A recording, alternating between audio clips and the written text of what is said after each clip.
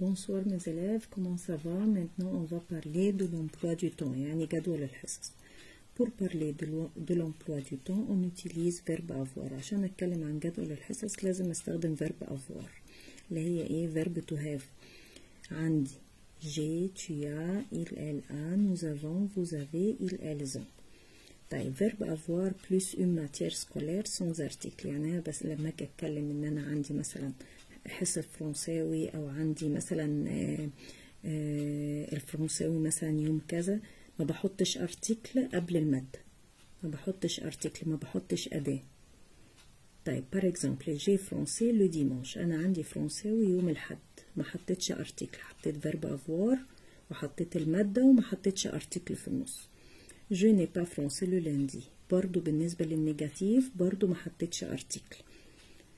طيب verbe avoir plus un cours plus deux أو des apostrophes plus une matière scolaire sans article، يعني أنا هنا لما هاجي أتكلم إن أنا هقول مثلا أنا عندي حصة، ممكن أكتب un cours وممكن cours على طول، برضو ما بحطش article، بحط يا إما deux لو كانت المادة بتبتدي بحرف الساكن عادي، ودي apostrophe لو كانت بتبتدي بحرف متحرك، لكن مش هحط ارتيكل خالص، مش هحط أداة خالص.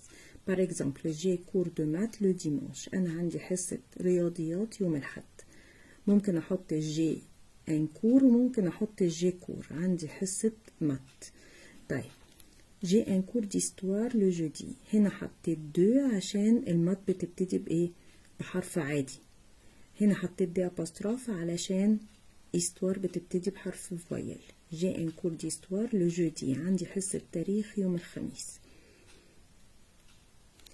طيب le centre de documentation et d'information le CDI، اللي هو مركز الوثائق والمعلومات، والاختصار بتاعه le CDI.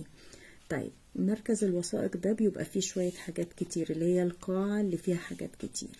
طيب أنا عندي مثلا une BD ده اللي هي قصة مصورة، بستخدمها في ايه؟ pour lire أو s'amuser، يعني أنا عشان أقرأ أو أتسلى.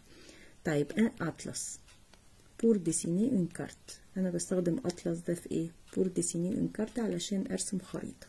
طيب un dictionnaire يعني قاموس pour traduire un texte علشان أترجم قطعة. طيب internet pour faire des recherches en ligne علشان أعمل أبحاث online، pour chercher des informations أو إن أنا أعمل إيه؟ أبحث عن معلومات.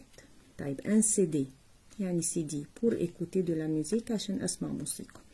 un DVD pour voir أو regarder un film عشان أشوف أو أشاهد فيلم.